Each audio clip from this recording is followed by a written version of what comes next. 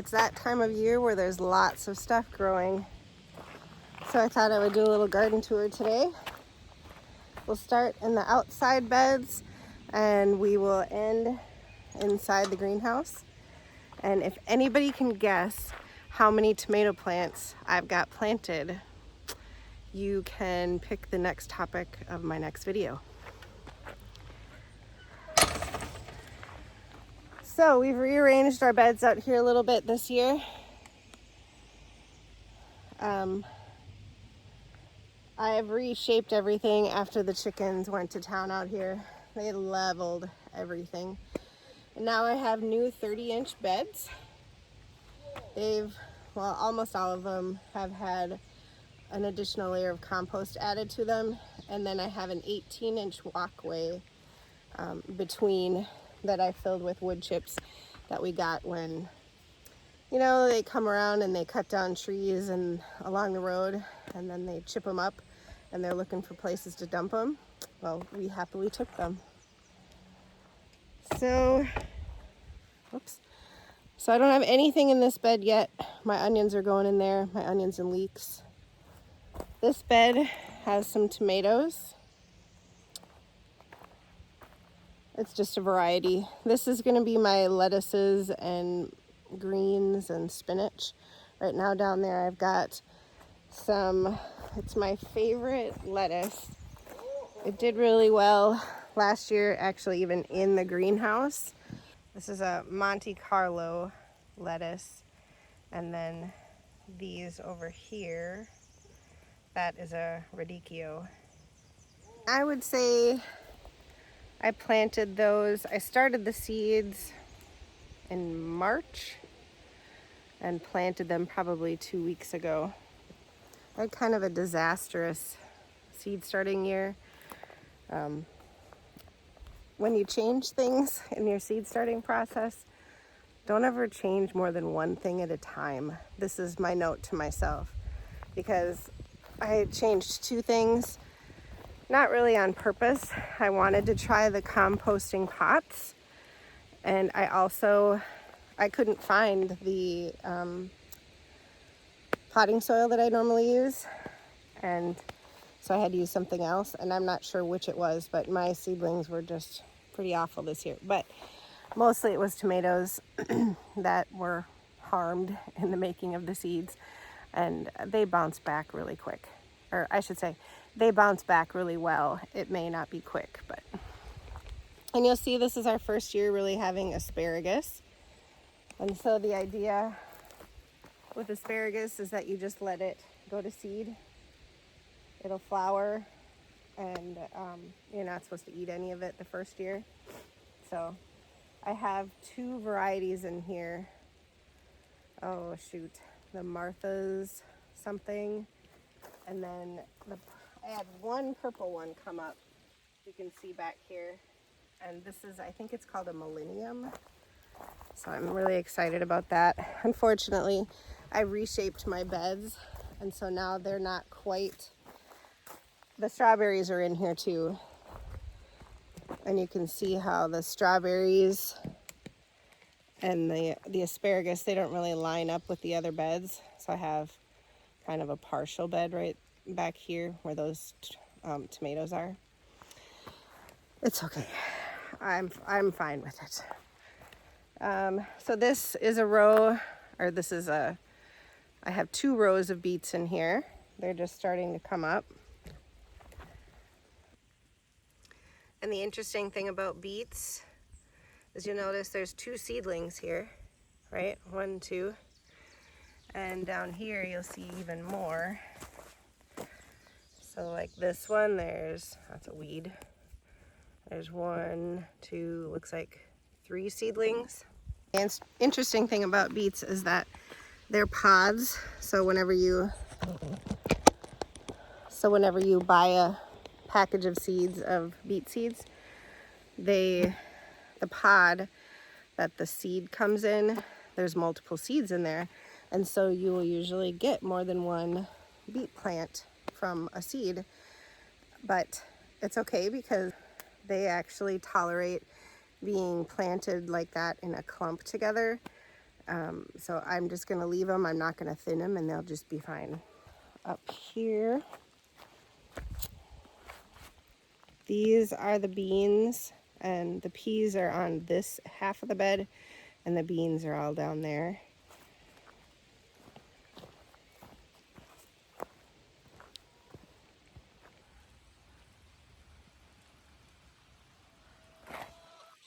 And I can go through now that I was waiting for these seeds to pop up. So the peas are just starting, but I was waiting for them because you see all these little tiny weeds in there. Now I can go through and weed this bed and not worry about killing the plants. We are in zone 3, and our market starts in June. It's June 13th, which is about 3 weeks away. And one of my go-tos for an early crop is radishes. So this whole bed, I think I just did the back half. This back half here is all radishes. And then in front of that, I have some seedlings started for celery and cabbage, and those will go in front once the radishes are kind of done. This is another bed that, just because of how I had it last year where I planted the garlic, it didn't really line up with my 18-inch walkway and 30-inch bed. So the garlic is here. That's fine. It'll come out, July, August. But I have room on either side of it. This kind of ended up being a double bed. So my peppers will go in here. They're not quite ready yet. Peppers and and cucumbers are gonna go on this side of the bed then. So you see when I walk down this bed, the garlic is basically right in the walkway. So, but that's fine. I won't plant the garlic there again next year. So I'll add a walkway there. Let's see. This bed is empty. It's going to be broccoli and cauliflower, which I may not plant right away because I do have some broccoli and cauliflower in the greenhouse. So, I don't know. I just worry about planting things, brassicas, in the summer, even though we are zone 3.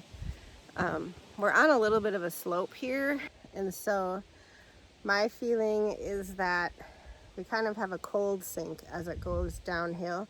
So any cool air kind of runs downhill, and all of the hot air kind of, it sticks around the top, right?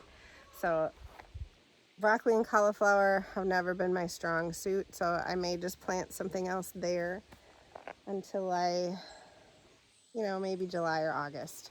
So I have to think of something to plant there. I have no shortage of really sad looking tomato seedlings, even though I've already got so many in the ground. I could just put them there. This bed is carrots. I planted those carrots 2 weeks ago. No, I planted those carrots a week ago, and they're not coming up yet. Thankfully, we've had kind of some overcast days and a lot of kind of drizzly weather, so I haven't had to come out and keep them wet every day because carrots like, pretty consistent watering.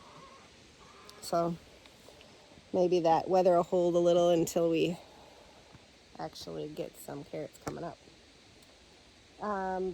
This is another tomato bed. It's actually a double tomato bed, so I got tomatoes on this side of the cattle panel and that side, and you can see how really sad they are. Those tomatoes, did I start those in March? So you can see they're pretty terrible. But let's head into the greenhouse. Are you trying to count tomato seedlings to figure out how many I have planted?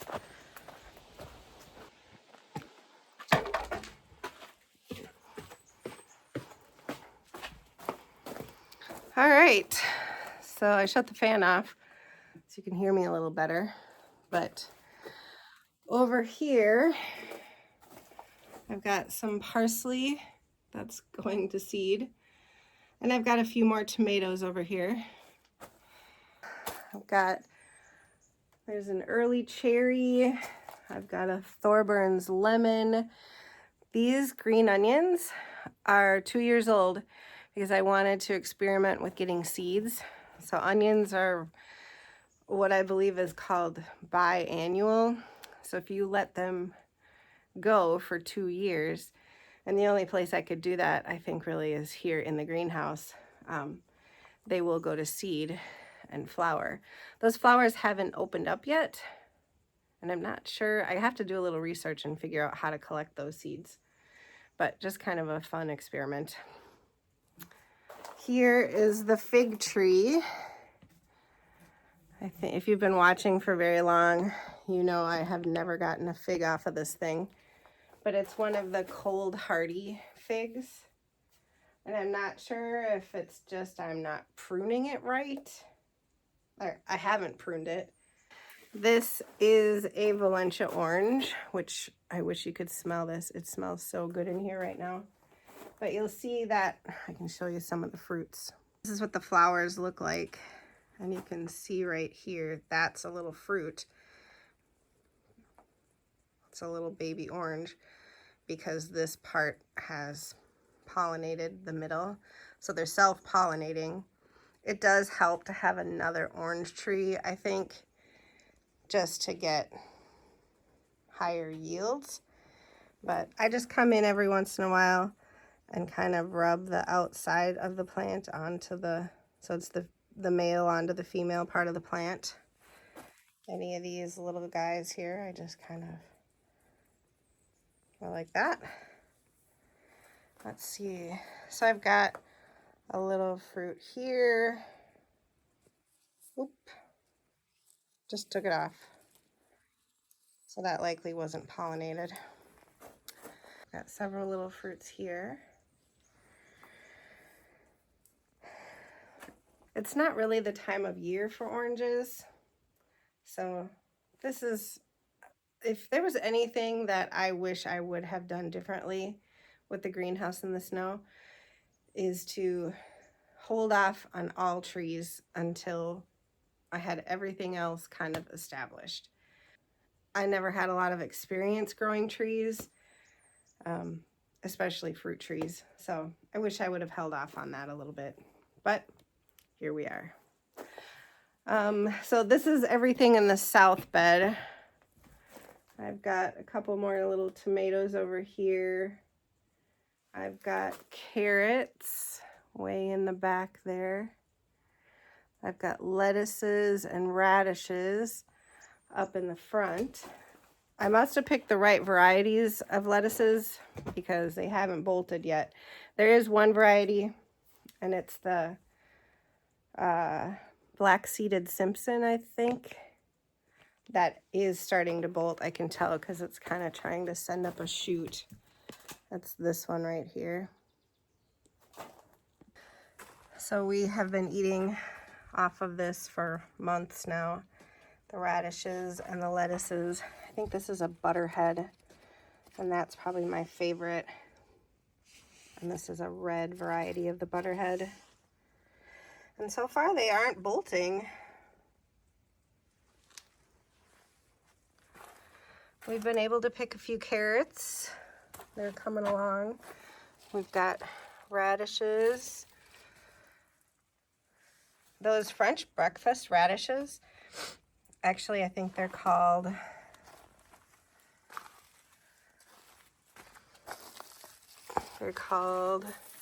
this day 18 jours radish. They're very heat tolerant, whereas normally radishes I've had in here in the past, they send up a stalk right away. I haven't been able to get multiple sowings of radishes ever, and I've been able to do that with those. So you can see this lettuce is trying to send up a stalk here, but it still tastes good. I did go in and just cut off the stalk where the flower was going to come out, and it still tastes just fine. Oh, there's a baby cauliflower. This is a green cauliflower. That's so exciting. Remember how I was just saying I don't have luck with cauliflower and broccoli? This is a sweet stem broccoli. You just cut the stems off and eat it. Sweet stem broccoli was quite a learning curve for me also. You can see how the stalks, the flowers are getting pretty spread out. These are all little individual flowers, but it's really the stem, like from here up.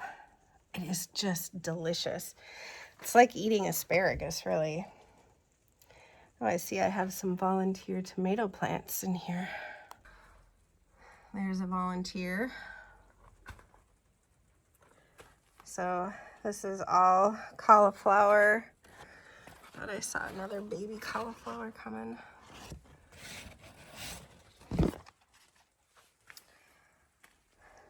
And this is all broccoli. Oh, looks like one more cauliflower over here. That one's not started yet though. I had the spinach over here. That's now all gone to seed, and I just haven't gotten that out of there.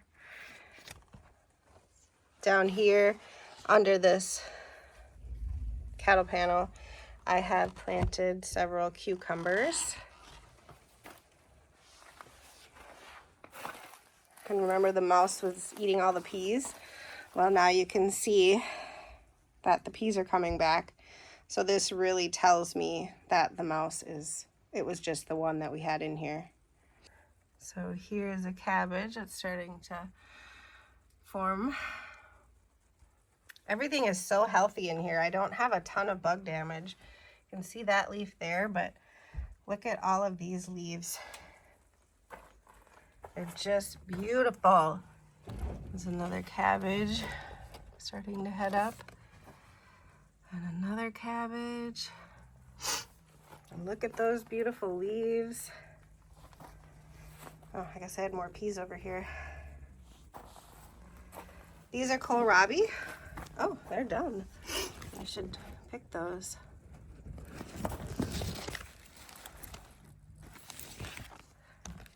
This one's a little smaller. And this was a Napa cabbage, apparently. Got too hot, or I'm not sure what happened under there, but it was kind of shaded by these, so it shouldn't have been too hot. Oh, there's a nice kohlrabi. Oh, that's a really nice one. We should make some fish tacos and have that with it. I have one lonely rutabaga over here.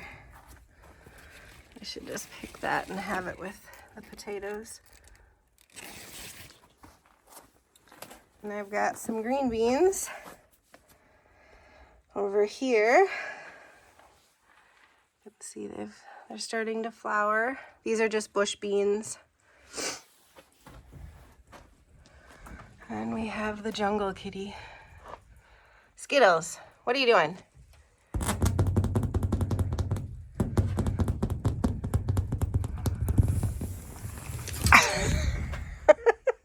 She slid right off.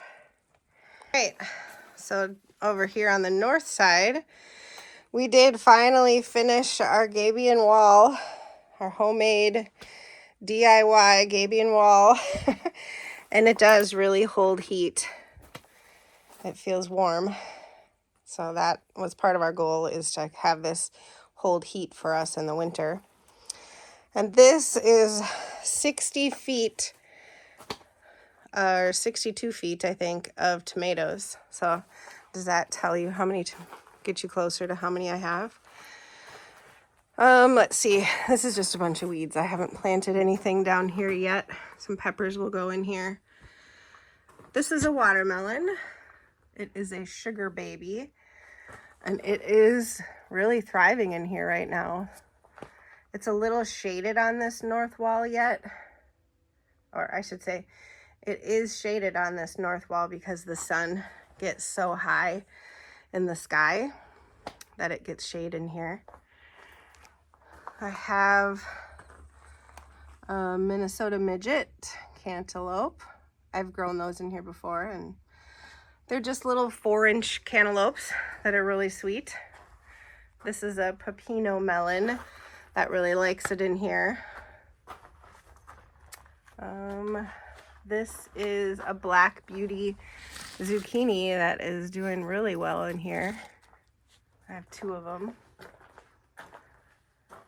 And this is a not doing as well. I think this is a yellow squash. I'm not sure where my tag went, but I think it'll come back. We'll see. And I will also be planting more of those yellow squash outside one of those empty beds. And this was where I was keeping a lot of the tomato seedlings. They're looking, these orange Peruche, I've never grown them before, but they did the best of all of my seedlings. They were probably the hardiest. With the heat, the soil, being dry, being wet, they did awesome. So here's some more tomatoes. You can see right here, this tomato was kind of getting beat up from the fan. That fan up there has kind of gotten turned funny. We need to get it turned so it's blowing more that way toward the south bed. And then I'll be able to move this chair. I just wanted to block some of the wind. Was beating some of these up. But these are getting big enough now to where I should be trellising these. And I'll make another video about that. We are going to, I don't know what it's called, trellis them just like I trellis all the others, or have in the past. Or I have a tomato. These clips are new. I'm using these clips this year. And then I just wrap the twine around the stem, and the stem goes all the way up to that wire. So these will all be done like that as well. I'm gonna actually try a new trellising system outside with the tomatoes. It's going to be, I think they call it the Florida weave. You have a T-post on either end, and you weave twine horizontally between the tomatoes, and then as they grow, you add more twine. You know, there's a row of twine here, and then it gets taller, and there's a row of twine here. So I'm gonna try that. I think it'll be a little less, using a little less twine. I don't know. I just want to compare and see, because I do sometimes using this twine method, the one where I tie it all the way up to the wire. I do come in once in a while, and because the plants get so heavy, it'll just fall. I'll see a whole 8-foot tall tomato plant laying on the ground. So I'm gonna try that and see what happens. I do have a couple more trees in here. The trees are a little bit of my, it's tough for me to talk about the trees. Let's just say that. So we're just gonna show all the good news and bad news. This is the key lime tree. It is dead. It does look like maybe something is coming up from down there. This is a weed. This might be, I think, part of the root ball, but it was grafted onto something. So I don't know what it would be.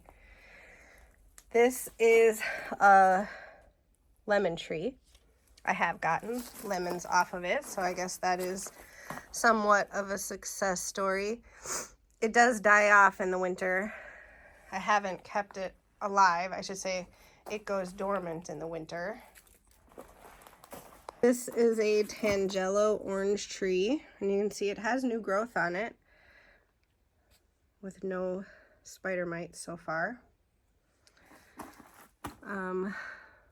I don't think this, yeah, this is all just coming from the root as well. Well, maybe not. No. I think it was grafted right here, and all of these stems that are growing off of it are coming from below that. So I don't actually think that is a Tangelo tree anymore. But so what I figured out about the spider mites, they really like the new leaves. So these tiny leaves is really what I'm paying attention to lately. even as cold as we get here and as hot as it gets in the greenhouse, they can still be living in your soil, or even, you know, living in the wood or behind the wood.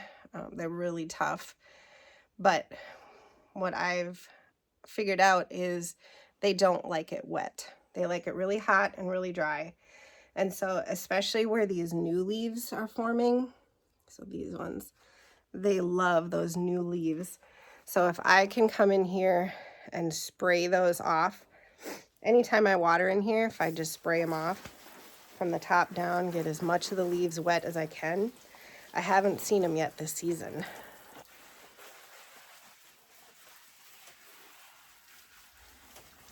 See, now it concerns me when I see webs like this. Can you see that right there? It goes from here, I know it's blurry, to here. But these are just little white.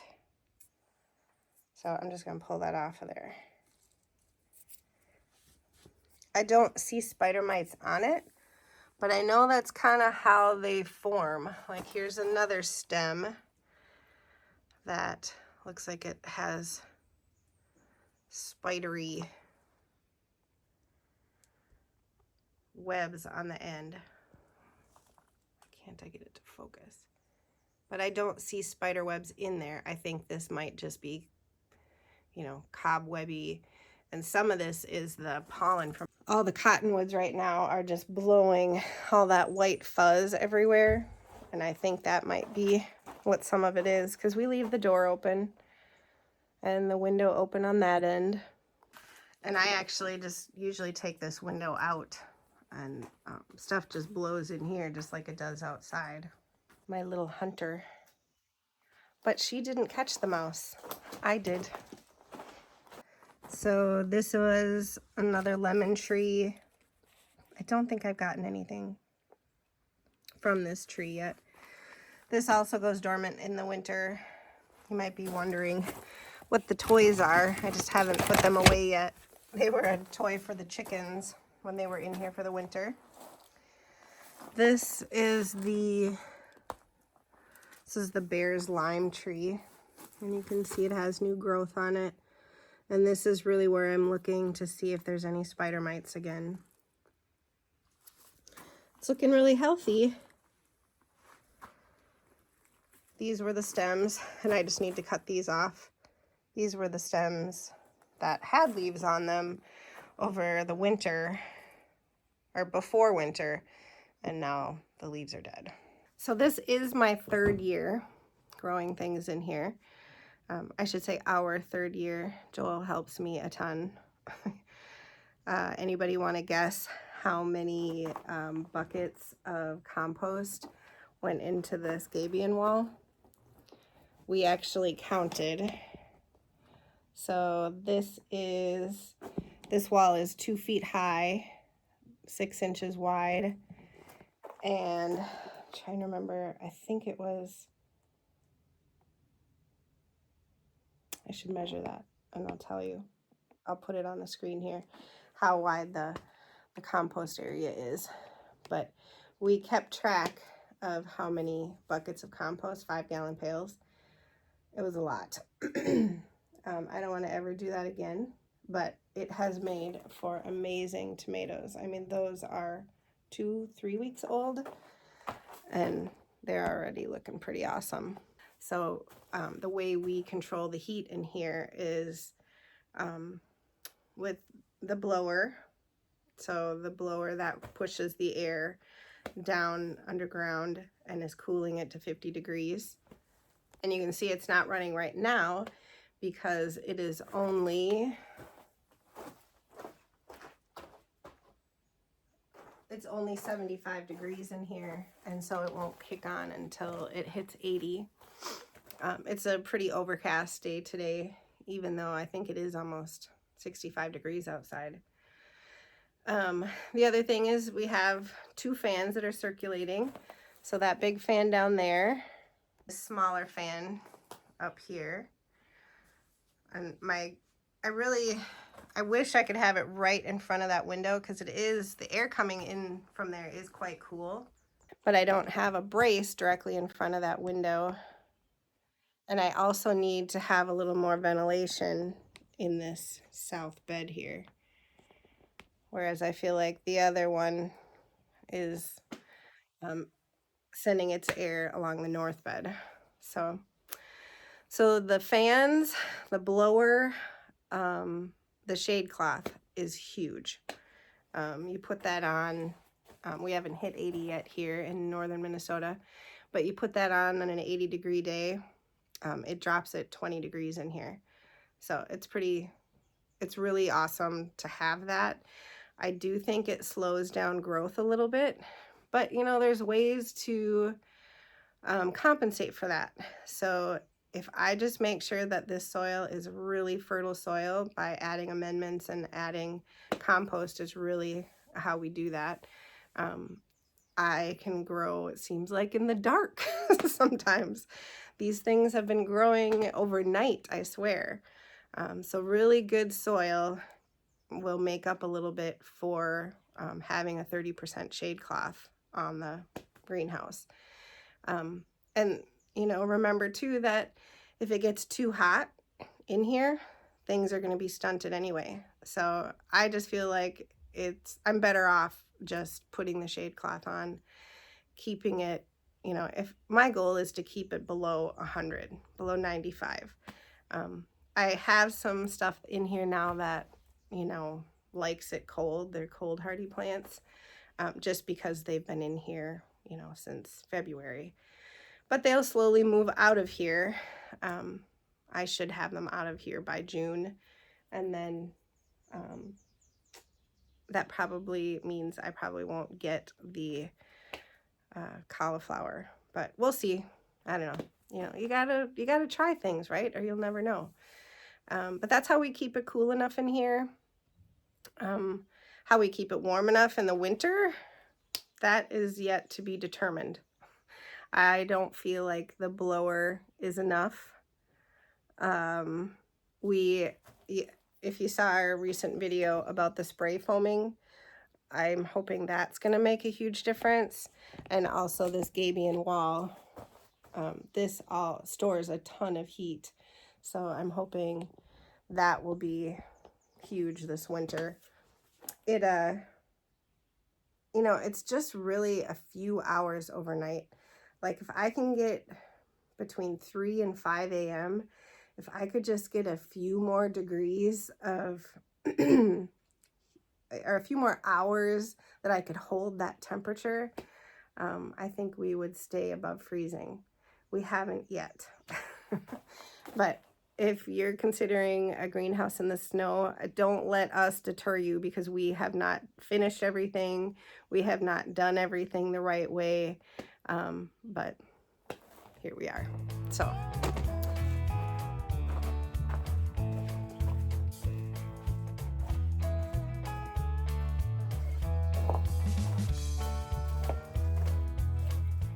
So again, if you can guess how many tomato plants I've got planted, I'll let you pick the topic of our next video.